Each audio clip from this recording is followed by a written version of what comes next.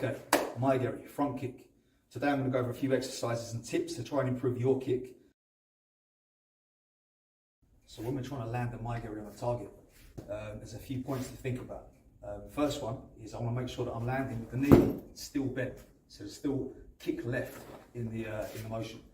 I don't want to kick with a fully extended leg because that should be in the target. Okay, so I want to be connecting with my legs still bent as we make impact. An exercise or a way I like to train really is just to kind of land it, hold that feeling, just putting more pressure on me from here, and just hold that position for a second. Just feel that connection with the legs still bent. So we've still got some extension left. Here, just getting that connection, ball of the foot every time into the target. This way. Another thing to think about, to avoid this problem where the kick skims upwards, what you often get is the kick kind of misses the target completely.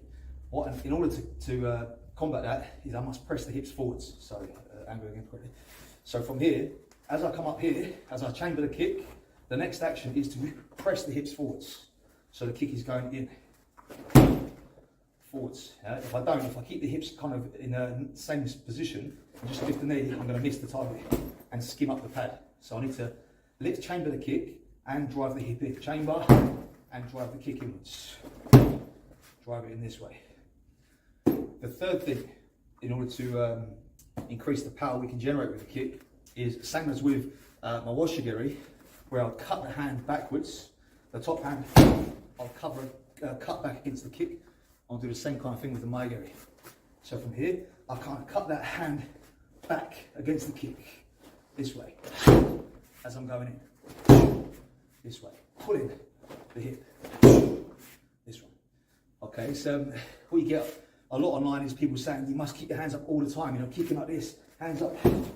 I'm kicking with only my lower half of the body. Now we can use, at this range, my hands can be in this kind of safe position. The front hand can deal with that, back hand can come back a little, just to cut back and generate some more force in the kick. So a lot of times the problem with people's Mae Geri is the foot position and getting the foot into the ball of the foot, landing with the ball of the foot correctly on the target. So I'm going to give you a couple of exercises to help to develop that control over the feet and mobility of the feet as well. So the first one, just an easy stretch, is I'm going to come down to the knees and I'm going to sit with my toes pulled back. So we're stretching the sole of the foot here, getting those toes stretched back. Okay, we can sort of work over to one side more and the other side more, just getting in here, just kind of stretching the muscles of the feet, getting that a little bit more flexible. A second thing we can do is to gain a little bit more control over our feet. So what I like to teach sometimes is this kind of thing where I'll have my students have one foot up in the air maybe and make circles with the feet, both directions, or we can kind of make the alphabet, A, B, C, and just make the shapes of the letters or numbers with the feet just to gain control over our foot position, because a lot of the time the foot position is the problem, more so than the actual delivery of the kick, so we get used to sort of our positions with our kicks and different positions we need to get into. Finally, we can do calf raises, a simple calf raise. So we can do a calf raise. We can use something like this. We can drop the heels off a bit, get a nice stretch on the calf, and just pop up onto the toes, this way. Down, under control, and pop back up again onto the toes, this way. Down, and back up. Okay, so a few different things there to help try and get the feet into that better position for kicking. Dorsiflexion is the name of when the foot is pulling upwards towards your shin. And that's what we need to improve. We can also work on the muscle that's responsible for that dorsiflexion, which is called the tibialis anterior. So it's the muscle that runs up in front of the shin here. What we can do is we can sit here like this, put a foot in front and just raise the toes, squeeze up there, putting that foot close to the shin and down. And just squeezing, just getting control over that and building some strength in that area, so we can then get used to that chamber position with the foot tucked upwards in dorsiflexion. Another problem with the Mae Geri is often the chamber position.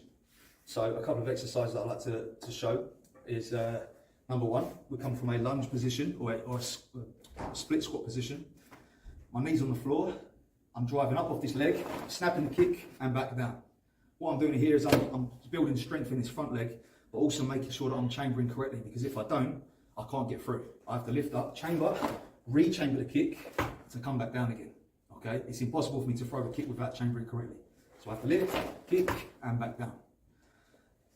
A more difficult version of that then is to come into a kneeling position. Okay, pop the hips up, throw the kick, and down again. Hips up, throw the kick, and down again. Again, it's another one that is impossible to do without chambering the kick properly and re-chambering the kick. Perhaps more importantly, we have to kick, re-chamber the kick this way, come back down onto the knees.